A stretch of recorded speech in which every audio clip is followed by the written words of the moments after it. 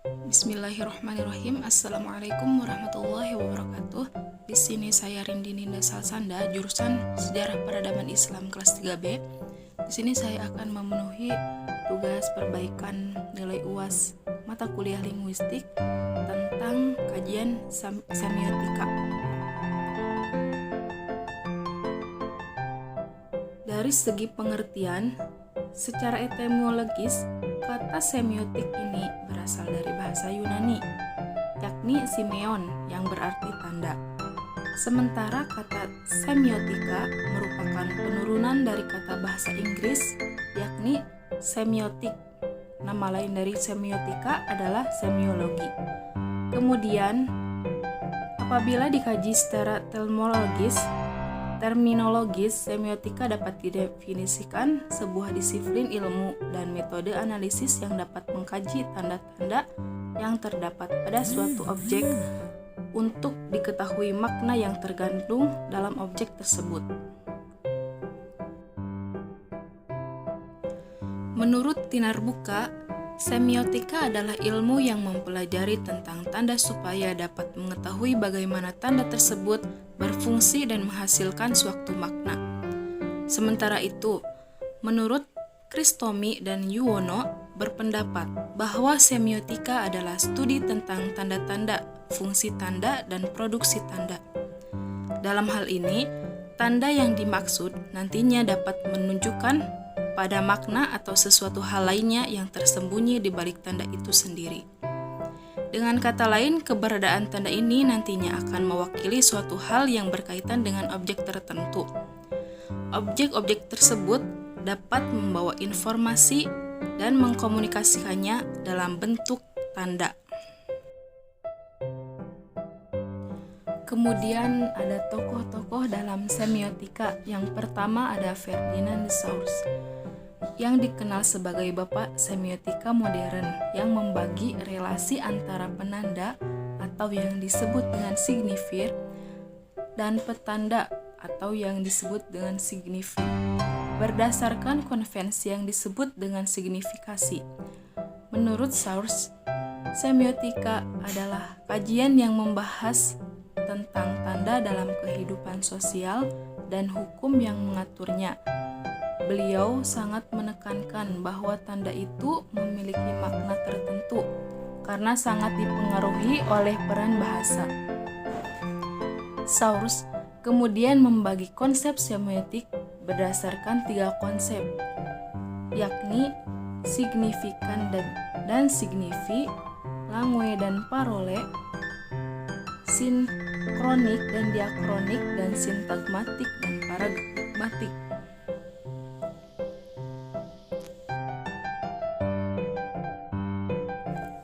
Yang pertama ada signifikan dan signifi. Merupakan hal-hal yang dapat diterima oleh pikiran manusia seperti gambaran visual asli dari objek. Sementara signifi menjuru pada makna yang dipikirkan oleh manusia setelah mereka menerima sebuah tanda. Yang kedua ada parole dan langue. Menurut Saussure, langue adalah suatu sistem tanda dengan pengetahuan yang dimiliki oleh masyarakat akan suatu hal tertentu. Sementara itu, parole adalah tindakan yang dilakukan oleh individu berdasarkan pada kemauan dan kecerdasan berpikir. Yang ketiga ada sinkronik dan diakronik, yakni konsep yang mengajari bahasa dalam kurun waktu tertentu. Pada sinkronik adalah penjelasan mengenai kondisi tertentu yang berhubungan dengan suatu masa atau waktu. Kemudian, diakronik adalah penjelasan tentang perkembangan setelah suatu hal terjadi di suatu masa tertentu. Kemudian yang terakhir ada sintagmatik dan paradigmatik, yakni hubungan unsur yang membuat susunan atau rangkaian kata dan bunyi dalam suatu konsep. Sintagmatik adalah unsur dari susunan suatu kalimat yang tidak dapat digantikan dengan unsur lainnya. Sementara itu, paradigmatik adalah unsur kalimat yang dapat digantikannya dengan unsur lainnya dengan catatan harus memiliki makna yang sama.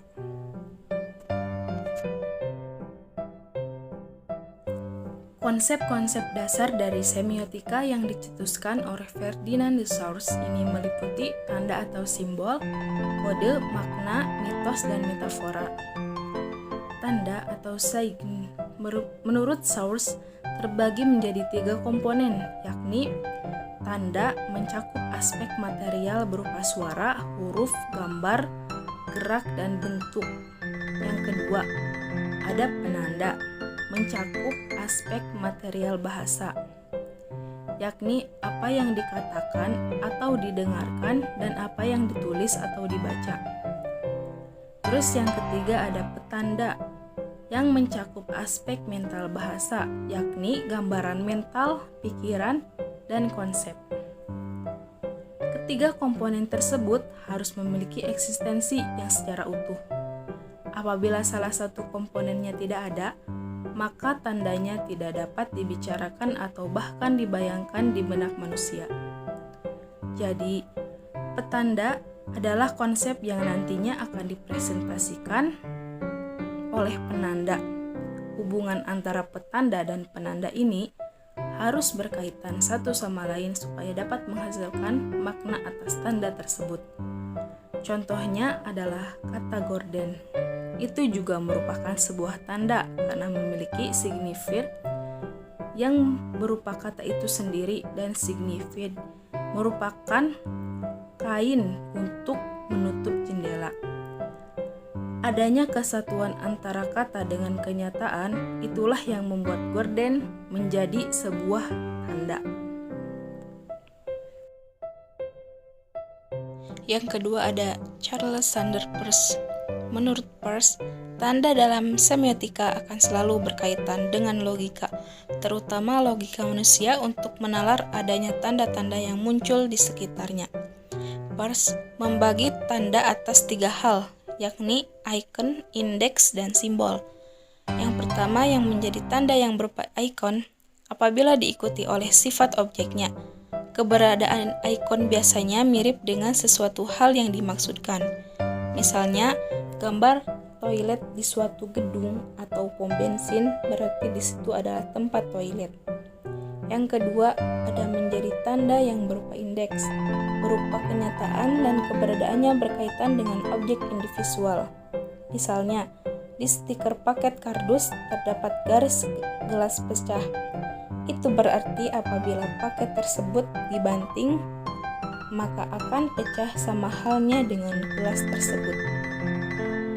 Kemudian ada yang menjadi tanda yang berupa simbol. Ketika sesuatu hal diinterpretasikan sebagai objek denotatif akibat kebiasaan yang berlaku. Keberadaan simbol ini hanya dapat dipahami artinya apabila seseorang tersebut memang sudah dimengerti kesepakatan bersama yang ada. Misalnya, tanda hati berwarna merah muda itu diartikan sebagai cinta yang mana semua orang tanpa sadar telah menyepakati simbol dan arti dari hal tersebut.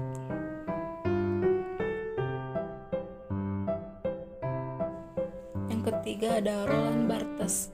Menurutnya, semiotika adalah ilmu yang digunakan untuk memaknai suatu tanda, yang mana bahasa juga merupakan susunan atas tanda-tanda yang memiliki pesan tertentu dari masyarakat.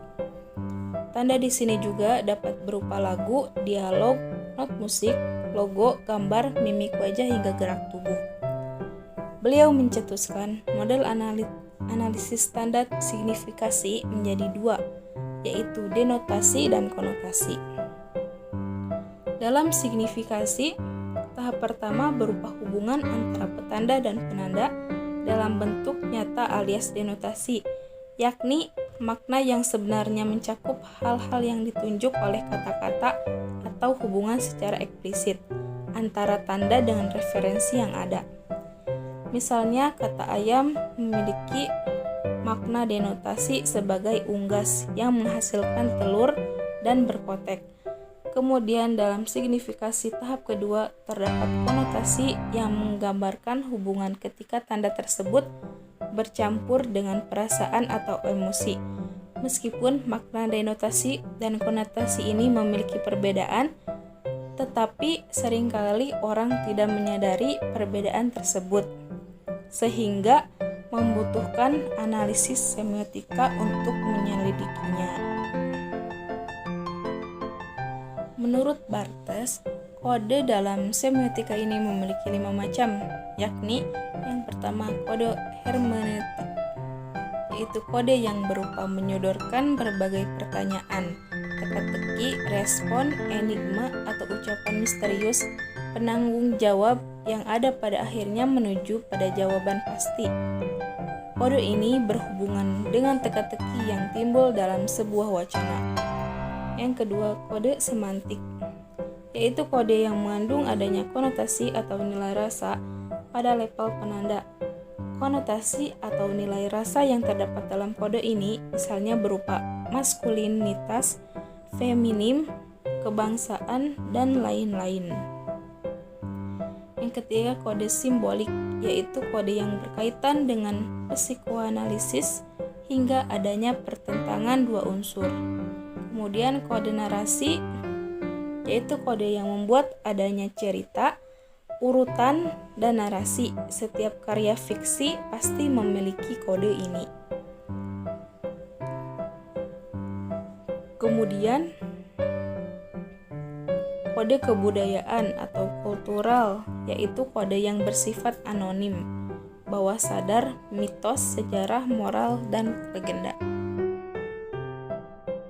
Macam-macam semiotika. Berdasarkan pada lingkup pembahasannya, maka semiotika ini dapat dibedakan menjadi 3 macam, yakni yang pertama semiotik murni, yang membahas mengenai filosofis dari semiotika itu sendiri berkaitan dengan metabahasa. Yang kedua, semiotik deskriptif, yang lingkup pembahasannya adalah tentang semiotik tertentu berupa sistem tanda tertentu dan bahasa tertentu, kemudian dijabarkan secara deskriptif. Kemudian yang ketiga ada semiotika terapan dengan namanya. Maka lingkup pembahasan dalam jenis semiotik ini adalah membahas mengenai penerapan dari semiotika itu sendiri pada berbagai bidang atau konteks tertentu. Misalnya yang berkaitan dengan sistem tanda sosial, komunikasi dan sastra, periklanan, film, dan lain-lain.